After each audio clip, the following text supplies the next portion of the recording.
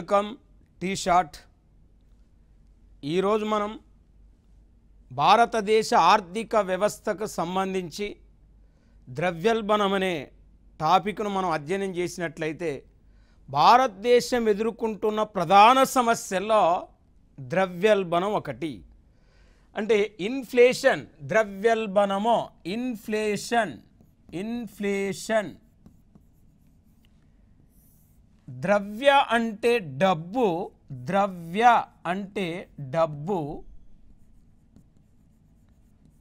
ఇక్కడ ఉల్బణము అంటే వాస్తవానికి ఉల్బణం అంటే ఇక్కడ మనం చూస్తే ఉబ్బటం. ఇన్ఫ్లేషన్ ఈ అంటే డబ్బు, ఉల్బణం అంటే ఉబ్బటం. అంటే ఇక్కడ వాస్తవానికి ద్రవ్యోల్బణము అనగా డబ్బు ఉబ్బటాన్ని ద్రవ్యోల్బణం అంటారు. అంటే వాస్తవానికి డబ్బు ఉబ్బటాన్ని ద్రవ్యోల్బణం అంటామంటే ద్రవ్య సప్లై పెరగటాన్ని ద్రవ్యోల్బణం అంటారు. ద్రవ్య సప్లై పెరగటాన్ని ద్రవ్యోల్బణం అంటారు. అంటే ద్రవ్యం విలువ, డబ్బు విలువ పడిపోవటాన్ని ద్రవ్యోల్బణం అంటారు. ధరలు పెరగటాన్ని ద్రవ్యోల్బణము అంటారు. అంటే చూడండి, ద్రవ్యోల్బణం అనగా ద్రవ్య సప్లై పెరగటాన్ని ద్రవ్యోల్బణం అంటున్నాం. అంటే డబ్బుకుండే విలువ పడిపోవటాన్ని, మనీ వాల్యూ పడిపోవటాన్ని ద్రవ్యోల్బణం అంటున్నాం. ధరల స్థాయి పెరగటాన్ని ద్రవ్యోల్బణం అంటున్నాం. ఇవాళ భారతదేశం ఎదుర్కొంటున్న ప్రధాన సమస్య ద్రవ్యోల్బణము, ఇన్ఫ్లేషన్. మరి భారతదేశంలో వాస్తవానికి ద్రవ్యోల్బణానికి కారణం ఏంటిది అంటే మన క్వశ్చన్ ఎలా అడుగుతారంటే ద్రవ్యోల్బణానికి ఈ క్రింది వానిలో కారణాన్ని గుర్తించమంటాడు.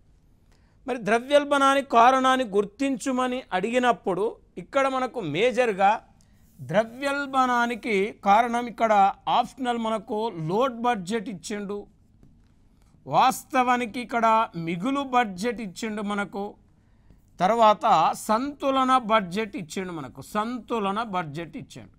అంటే లోడ్ బడ్జెట్ ఒక రీజను మనకి, రెండవది మిగులు బడ్జెట్, మూడవది సంతులన బడ్జెట్ ఇచ్చాడు. అంటే భారతదేశంలో ద్రవ్యోల్బణానికి కారణము అన్నాడు. కారణం అన్నప్పుడు మనం లోడ్ బడ్జెట్ కవర్ చేయాలన్నా, మరి మిగులు బడ్జెట్ని ఆన్సర్ చేయాలన్నా, సంతులన బడ్జెట్ని ఆన్సర్ చేయాలనేది ఇక్కడ చాలా మోస్ట్ ఇంపార్టెంట్ పాయింట్. అంటే లోడ్ బడ్జెట్ అంటే ప్రభుత్వ ఆదాయం కంటే ప్రభుత్వ వ్యయం ఎక్కువ ఉంటే దాన్ని లోడ్ బడ్జెట్ అంటారు. మరి వాస్తవానికి ప్రభుత్వ ఆదాయం ఎక్కువ ఉండి ప్రభుత్వ వ్యయం తక్కువ ఉంటే దాన్ని మిగులు బడ్జెట్ అంటారు. ప్రభుత్వ ఆదాయము ప్రభుత్వ వ్యయము సమానంగా ఉంటే దాన్ని సంతులన బడ్జెట్ అంటారు. అంటే సింపుల్గా మొత్తం ఆదాయము కంటే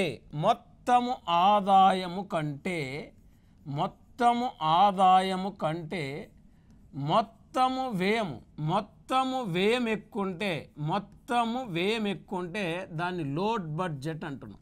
ఇవాళ భారతదేశంలో ద్రవ్యోల్బణానికి కారణం మనకు డెఫిసిటీ బడ్జెట్ అనేది మెయిన్గా మనం ఆన్సర్ తీసుకోవాలి. డెఫిసిటీ బడ్జెట్, లోడ్ బడ్జెట్ అనేది ప్రధానంగా ఆన్సర్ తీసుకోవాలి. ఎందుకు లోడ్ బడ్జెట్ ఆన్సర్ చేయాలంటే లోడ్ బడ్జెట్ గురించి మనకు ప్రధానంగా తెలవాలి. మొత్తం ఆదాయం కంటే మొత్తం వ్యయం ఎక్కువ ఉంటే దాన్ని లోడ్ బడ్జెట్ అంటున్నాం.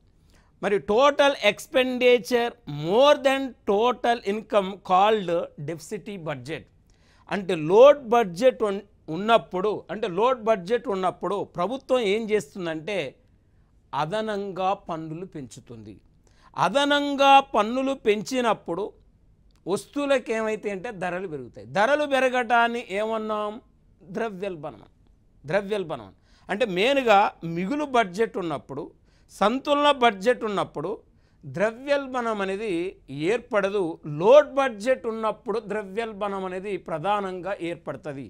ఎందుకు లోడ్ బడ్జెట్ ఉన్నప్పుడు ద్రవ్యోల్బణం ఏర్పడుతుంది అనే దాని గురించి మనం ప్రధానంగా అధ్యయనం చేయటం జరిగింది. ఇంకా మొత్తం ఆదాయం కంటే మొత్తం వ్యయం ఎక్కువ ఉన్నప్పుడు మొదటిసారిగా ప్రభుత్వం తీసుకునే చర్య ట్యాక్సెస్ పెంచడం. ట్యాక్సెస్ పెంచడం వల్ల ధరలు పెరగటం ఫస్ట్ రీజన్. రెండోది మొత్తం ఆదాయం కంటే మొత్తం వ్యయం ఎక్కువ ఉన్నప్పుడు రెండోసారి ప్రభుత్వం ఏం చేస్తుందంటే అప్పులు తీసుకుంటుంది. అప్పులు తీసుకున్న తర్వాత కూడా మొత్తం ఆదాయం కంటే మొత్తం వ్యయం ఎక్కువ ఉన్నప్పుడు ఫైనల్గా ప్రభుత్వం ఏం చేస్తుందంటే అదనంగా కరెన్సీ నోట్లను ముద్రిస్తుంది. అదనంగా కరెన్సీ నోట్లను ముద్రించడాన్ని లోటు ద్రవ్యము అంటారు. అదనంగా కరెన్సీ నోట్లను ముద్రించినప్పుడు ఎకానమీలో ద్రవ్య సప్లై పెరుగుతుంది. ద్రవ్య సప్లై పెరుగుతుంది. ఈ ద్రవ్య సప్లై పెరిగినప్పుడు ఎకానమీలో డబ్బుకుండే ద్రవ్యానికి ఉండే విలువ పడిపోతుంది. మరి ఈ ద్రవ్యం విలువ పడిపోవటాన్ని ద్రవ్యోల్బణం అన్నాం. ద్రవ్య సప్లై పెరగడాన్ని ద్రవ్యోల్బణం అన్నాం. ధరలు పెరగటాన్ని ద్రవ్యోల్బణం అన్నాం. సింపుల్గా మనం ద్రవ్యోల్బణాన్ని ఎలా ఫైండ్ అవుట్ చేస్తామంటే సింపుల్గా ఎక్కువ ద్రవ్యము తక్కువ వస్తువులను వెంటాడటమే ద్రవ్యోల్బణం అంటాం. అంటే ఎక్కువ ద్రవ్యంతో తక్కువ వస్తువులు కొనడాన్ని మనం ద్రవ్యోల్బణంగా చెప్తున్నాం. అంటే రూపాయికి వాల్యూ డబ్బు యొక్క విలువ పడిపోవడాన్ని ఎకానమీలో ద్రవ్యోల్బణంగా ఫైండ్ అవుట్ చేస్తున్నాం. మరి ఇప్పుడు మనం జనరల్గా మన దేశంలో ద్రవ్యోల్బణానికి ప్రధానంగా 3 కారణాలు ఉన్నాయి. ఒక కారణాన్ని మనం పరిశీలించినట్లయితే లోడ్ బడ్జెట్ ఒక కారణం. రెండో కారణం ఏంది? భారతదేశంలో ద్రవ్యోల్బణం పెరగటానికి కారణం ఏంటంటే రెండో రీజన్ వస్తువులకు డిమాండ్ పెరగటం. వస్తువులకు డిమాండ్ పెరగటం రెండో రీజన్.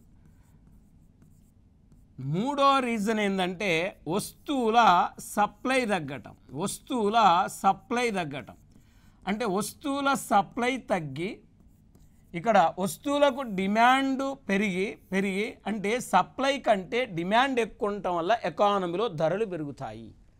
ఇక్కడ డిమాండ్ ఏదైనా ఒక వస్తువుకు సప్లై కంటే డిమాండ్ ఎక్కువన్నప్పుడు ఆల్టర్నేట్గా ఆ వస్తువుకు ధరలు పెరగటం వల్ల ఆర్థిక వ్యవస్థలో ద్రవ్యోల్బణం అనేది ఏర్పడుతుంది.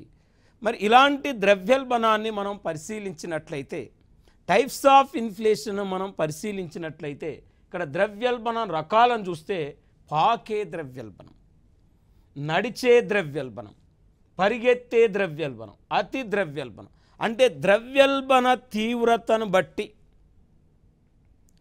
ద్రవ్యోల్బణం యొక్క ఉధృతిని బట్టి ద్రవ్యోల్బణం ప్రధానంగా 4 రకాలుగా మనం చెప్పుకోవచ్చు. ఆ 4 రకాల్లో ఒకటి పాకే ద్రవ్యోల్బణం, క్రీపింగ్ ఇన్ఫ్లేషన్ అంటాం. అంటే క్రీపింగ్ ఇన్ఫ్లేషన్ పాకే ద్రవ్యోల్బణం అంటే వాస్తవానికి పాకే ద్రవ్యోల్బణం అంటే సంవత్సర కాలంలో ఏదైనా ఒక వస్తువుకు 2% నుండి 3% ధరలు పెరిగితే అంటే 2 to 3% ఏదైనా ఒక వస్తువుకు 2 నుండి 3% ధరలు పెరిగితే దాన్ని పాకే ద్రవ్యోల్బణము అంటారు. అంటే మనకి ఇక్కడ సపోజ్ 100 రూపాయలు ఉన్న వస్తువు 102 రూపాయలు కావటం, 103 రూపాయలు కావటం, 300 ఉన్న వస్తువు 306 రూపాయలు కావటం, 10 రూపాయలు ఉన్న వస్తువు 10 రూపాయలు 20 పైసలు, 10 రూపాయలు 30 పైసలు కావటం. ఏది 2% 3% ధరలు పెరిగిన తర్వాత అంటే మనకు ఏదైనా ఒక వస్తువుకు ఒక సంవత్సర కాలంలో 2 నుండి 3% ధరలు పెరిగితే దాన్ని పాకే ద్రవ్యోల్బణం అంటారు. ఈ ద్రవ్యోల్బణాన్ని ప్రజలు పెద్దగా గుర్తించరు. ధరల పెరుగుదలను పెద్దగా ప్రజలు అంచనా వేయలేరు. అందుకే దీన్ని అణచిన, కనిపించని, సున్నితమైన ద్రవ్యోల్బణం అని కూడా మనకు పాకే ద్రవ్యోల్బణాన్ని పిలవచ్చు. ఇక్కడ మనం క్రీపింగ్, వాకింగ్ నడిచే ద్రవ్యోల్బణం. నడిచే ద్రవ్యోల్బణాన్ని మనం స్టడీ చేస్తే నడిచే ద్రవ్యోల్బణం అంటే సంవత్సర కాలంలో ఏదైనా ఒక వస్తువుకు 3 నుండి 6% ధరలు పెరిగితే దాన్ని నడిచే ద్రవ్యోల్బణం అంటారు. అంటే ఏదైనా ఒక వస్తువుకు ఒక సంవత్సర కాలంలో 3 నుండి 6% ధరలు పెరిగితే దాన్ని నడిచే ద్రవ్యోల్బణంగా మనం పరిగణించవచ్చు. అంటే కొంతవరకు ఈ ద్రవ్యోల్బణ కాలంలో ప్రజలు ధరల పెరుగుదలను గుర్తించగలుగుతారు. అంటే ఈ నడిచే ద్రవ్యోల్బణాన్ని ప్రభుత్వము కంట్రోల్ చేయనట్లయితే ఆ ద్రవ్యోల్బణము దేనికి దారితీస్తుందంటే పరిగెత్తే ద్రవ్యోల్బణాన్ని దారితీస్తుంది. అంటే క్రీపింగ్ ఇన్ఫ్లేషన్, వాకింగ్ ఇన్ఫ్లేషన్ దారితీస్తుంది, వాకింగ్ ఇన్ఫ్లేషన్ రన్నింగ్ ఇన్ఫ్లేషన్ దారితీస్తుంది, రన్నింగ్ ఇన్ఫ్లేషన్ దారితీస్తుంది. అంటే పరిగెత్తే ద్రవ్యోల్బణం అంటే ఇక్కడ మనం జనరల్గా సంవత్సర కాలంలో ఏదైనా ఒక వస్తువుకు 6 నుండి 10% ధరలు పెరిగితే దానిని మనం పరిగెత్తే ద్రవ్యోల్బణం అంటాం. అంటే ఇక్కడ చూడండి 6 to 10%. Any good prices are increasing for Yanam. అంటే ఒక సంవత్సర కాలంలో ఏదైనా ఒక వస్తువుకు 6 నుండి 10% ధరలు పెరిగితే పరిగెత్తే ద్రవ్యోల్బణం అంటాం.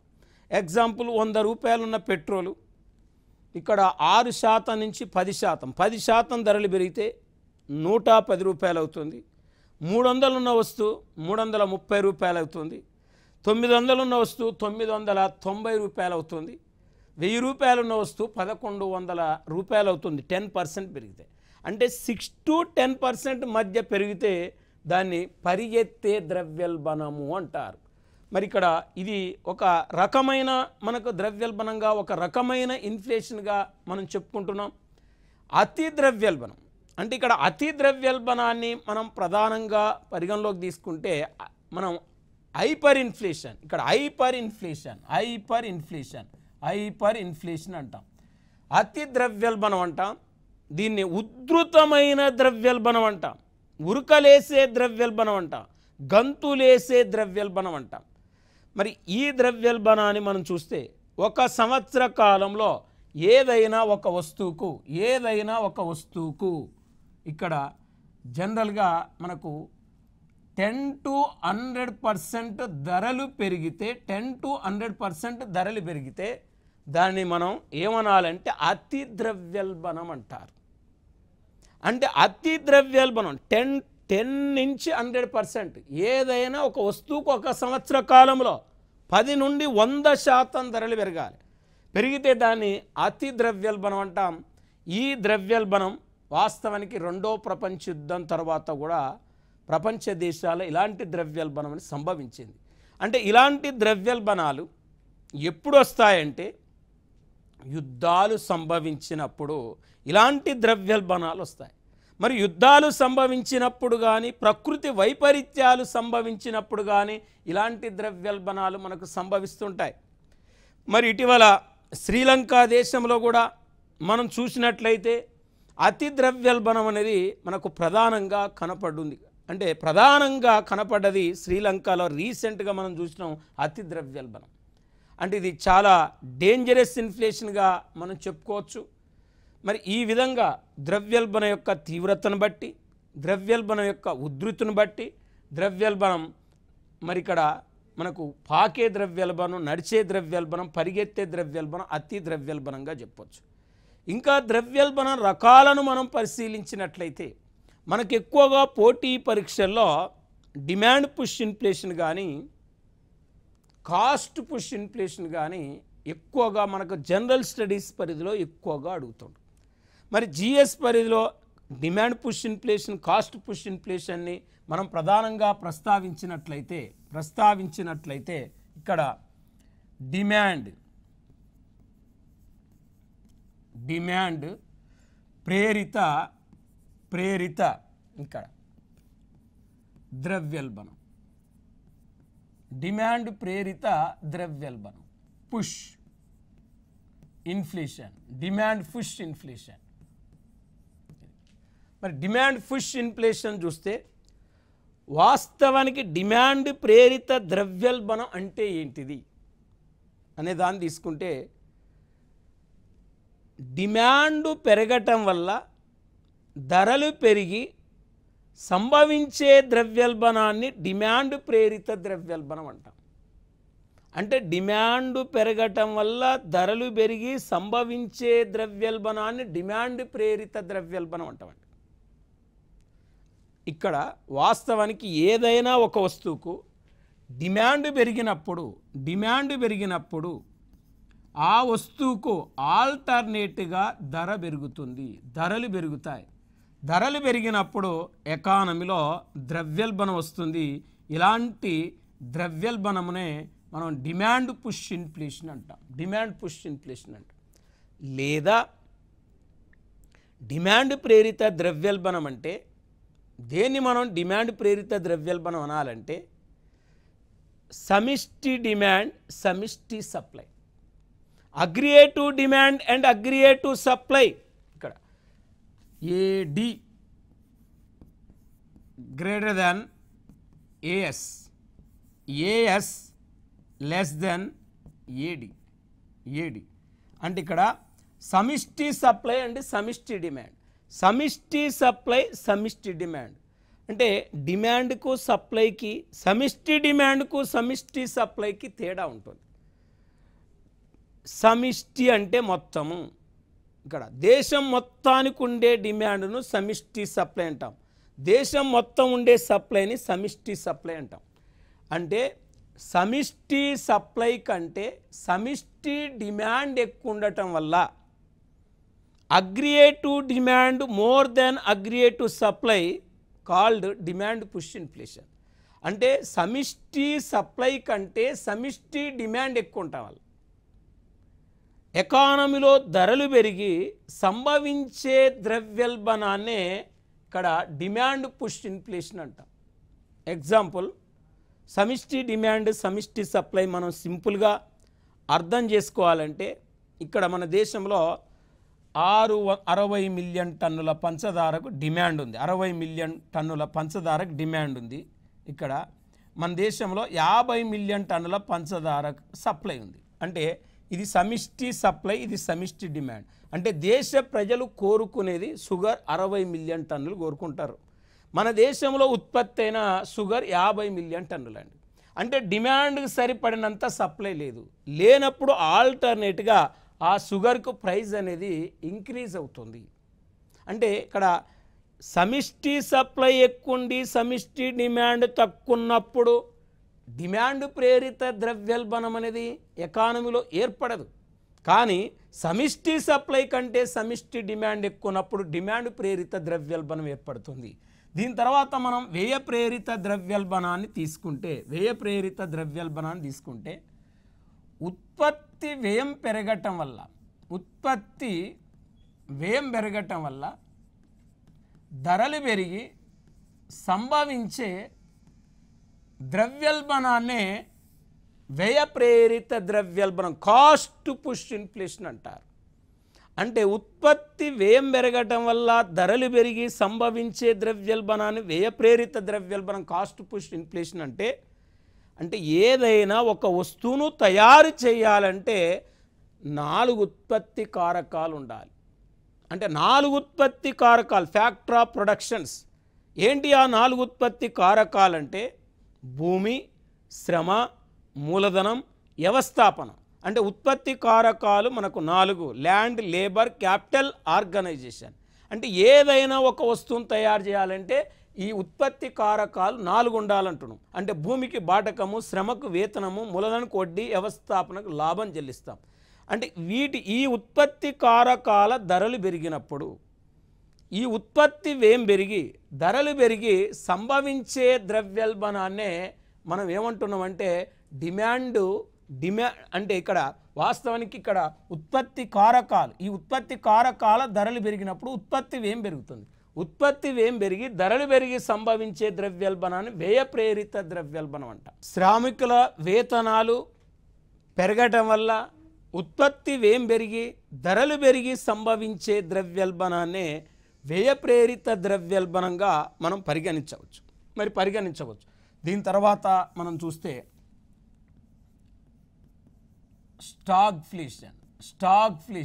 ఇది కూడా మనకు ఎక్కువగా పోటీ పరీక్షల్లో రావటం జరుగుతుంది. దీనిని ఏమంటారంటే స్తంభన ద్రవ్యోల్బణం అంటారు. స్తంభన ద్రవ్యోల్బణము అంటారు. స్టాగ్ఫ్లేషన్, స్తంభన ద్రవ్యోల్బణం. స్తంభన ద్రవ్యోల్బణం అంటే వాస్తవానికి స్టాగ్ఫ్లేషన్ అంటే అర్థమేంది? ఇక్కడ వాస్తవం ధరలు పెరిగినప్పుడు ప్రజలకు ప్రభుత్వాల మీద వ్యతిరేకత వస్తుంది కాబట్టి ధరల పెరుగుదలను ప్రభుత్వాలు తగ్గించాలి.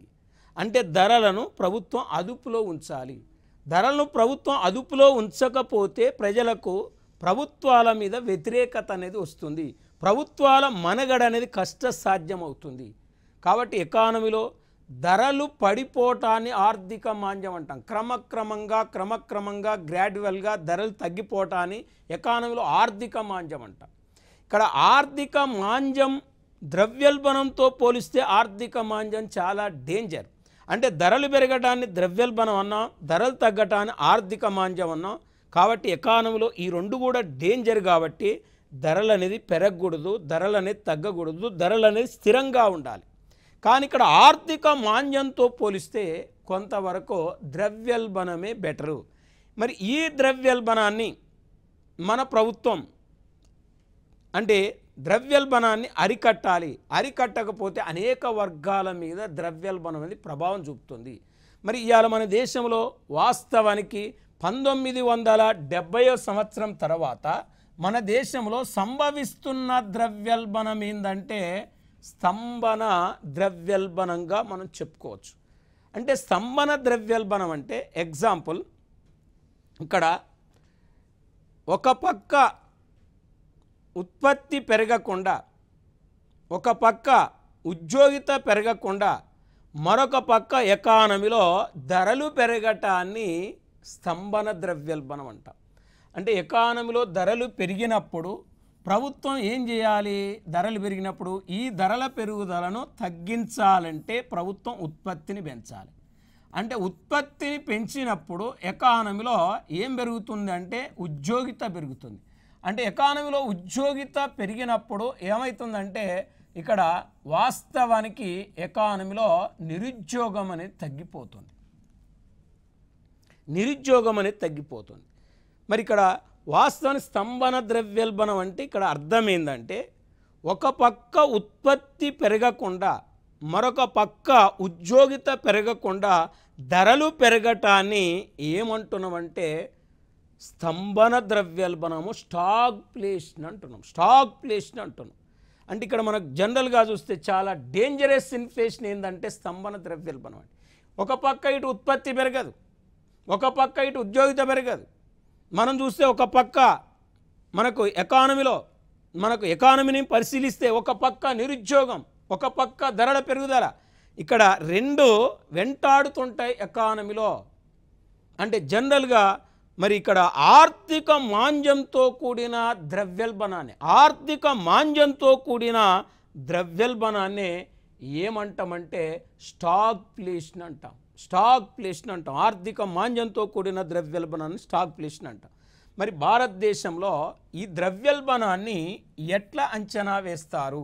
ద్రవ్యోల్బణాన్ని ఎట్లా కొలుస్తారు అంటే భారతదేశంలో ద్రవ్యోల్బణాన్ని అంచనా వేయటానికి ఉపయోగించే సూచిక ఏంటంటే టోకో ధరల సూచీని వాడతారు దేశంలో ద్రవ్యోల్బణాన్ని కొలవటానికి, ద్రవ్యోల్బణాన్ని తెలుసుకోవటానికి. అంటే టోకో ధరల సూచి అంటే వాస్తవానికి ఎలా ఉంటుందంటే ఎకానమీలో ఇక్కడ ఒక కంపెనీ ఒక వస్తువు తయారు చేసినప్పుడు ఆ కంపెనీ ఆ వస్తువును ఏజెన్సీ తీసుకుంటుంది. ఏజెన్సీ నుంచి ఆ వస్తువు హోల్సేల్కి వెళ్తుంది, హోల్సేల్ నుంచి ఆ వస్తువు రిటైల్కి వెళ్తుంది, రిటైల్ నుంచి ఆ వస్తువు కన్జ్యూమర్కి వెళ్తుంది. అంటే ఇక్కడ కంపెనీ నుంచి వస్తువు కన్జ్యూమర్కి వెళ్తుంది. మరి కంపెనీ నుంచి వస్తువు కన్జ్యూమర్కి వెళ్ళినప్పుడు జనరల్గా ఇక్కడ కంపెనీ టు కన్జ్యూమర్ అంటే ఇక్కడ కంపెనీ నుంచి కన్జ్యూమర్కి వెళ్ళినప్పుడు ధర తక్కువ ఉంటుంది. కానీ మన దేశంలో ఏ వస్తువు అయినా వ్యాపారం ఇలా జరుగుతుందండి. అంటే company, agency, wholesale, retail, consumer పోయేసరికి ఇక్కడ ధర అనేది డిఫరెంట్గా ఉంటుంది. అంటే మన దేశంలో ద్రవ్యోల్బణాన్ని లెక్కించేటప్పుడు ఇక్కడ చిల్లర ధరల సూచిని తీసుకోరు. ఇది హోల్సేల్ అంటే టోకో ధరల సూచి. అంటే కంపెనీ ఏజెన్సీకి ఇస్తే ఏజెన్సీ అంటే టోకో వర్తకునికి ఇస్తే టోకో వర్తకుడు చిల్లర వర్తకునికి ఇస్తే చిల్లర వర్తకుడు కన్జ్యూమర్కు వస్తూనే అమ్ముతాడండి. చిల్లర వర్తకుడు కన్జ్యూమర్కు వస్తూనే అమ్ముతాడు. అంటే ఇక్కడ మనకు టోకో ధరల సూచి ఆధారంగా భారతదేశంలో ద్రవ్యోల్బణాన్ని అంచనా వేస్తారు. అయితే ఈ టోకో ధరల సూచికి ఒక బేస్ ఇయర్ తీసుకుంటారు. అంటే బేస్ ఇయర్ అంటే గత 5-6 సంవత్సరాల్లో, బేస్ ఇయర్ అంటే తెలుగులో ఆధార సంవత్సరము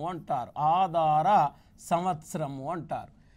ఇక్కడ ఆధార సంవత్సరము అంటే ఏంటిదంటే గత 5-6 సంవత్సరాల్లో ఏ సంవత్సరంలో అయితే పెద్దగా ధరలు పెరగలేదో ఆ సంవత్సరాన్ని ఆధార సంవత్సరంగా పరిగణలోకి తీసుకుంటారు.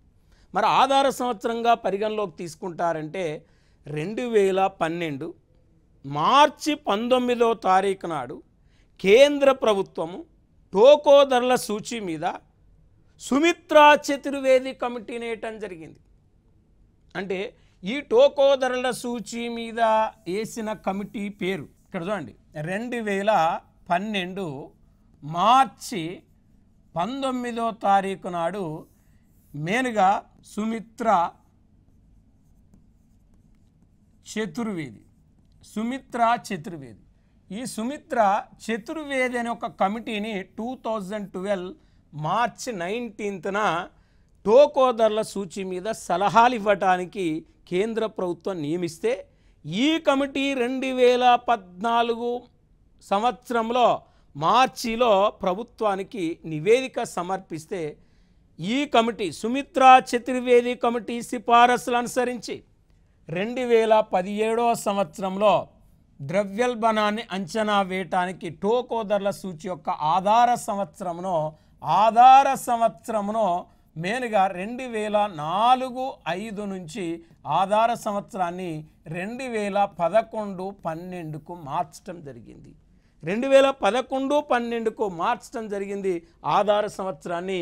అంటే ప్రస్తుతం మన దేశంలో ద్రవ్యోల్బణాన్ని లెక్కించడానికి ఆధార సంవత్సరంగా 2011-12ను తీసుకుంటున్నారు.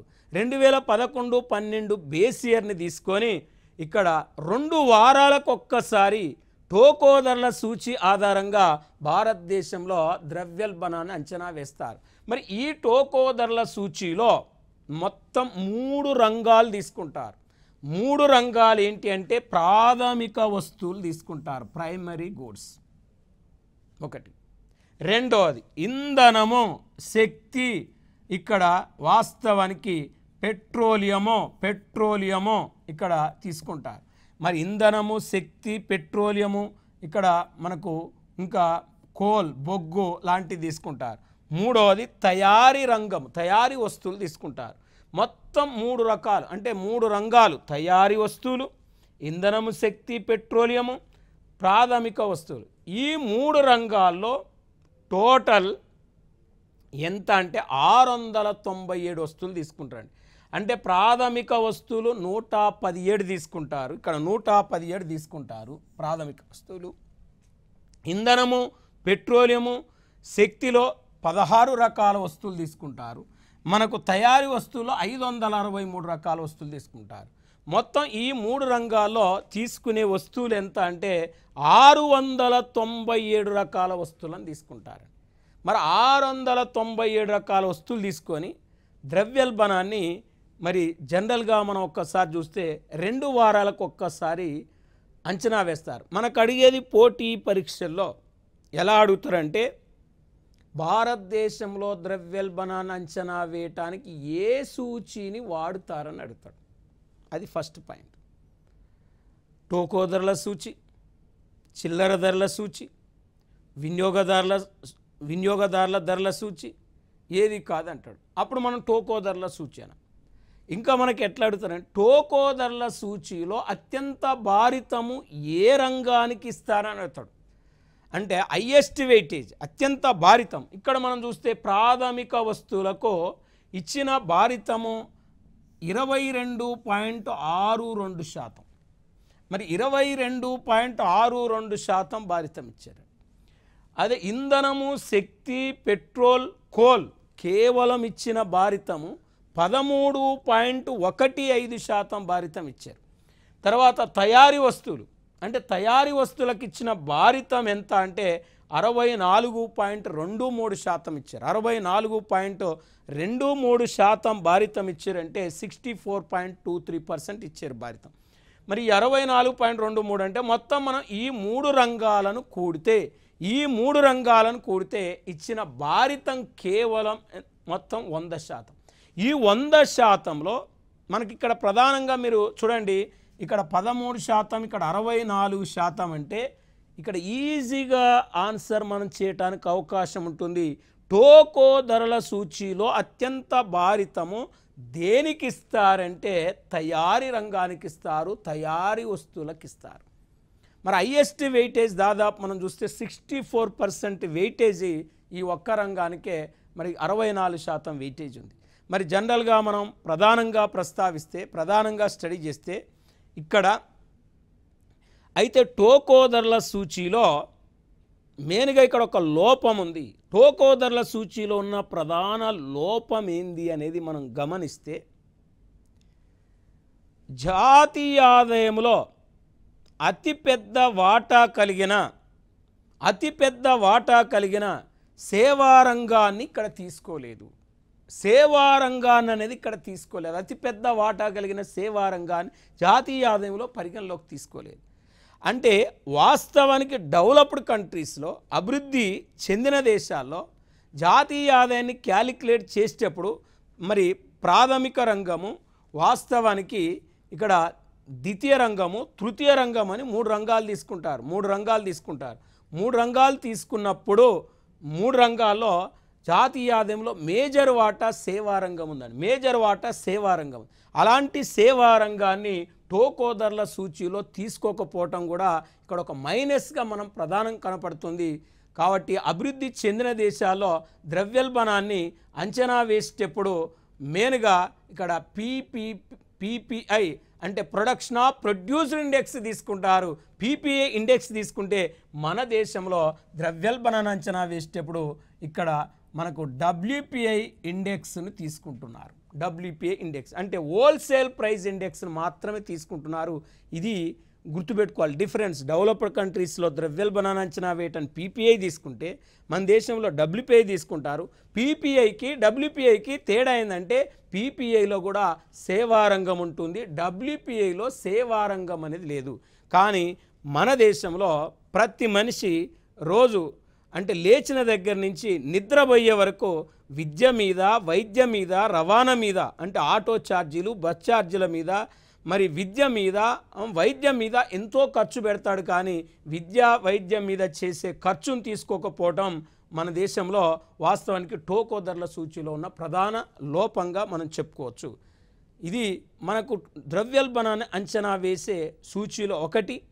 నెక్స్ట్ ఇంకా ద్రవ్యోల్బణాన్ని అంచనా వేసే సూచీలు నెక్స్ట్ మనకు క్లాసులో మనం పరిశీలిద్దాం.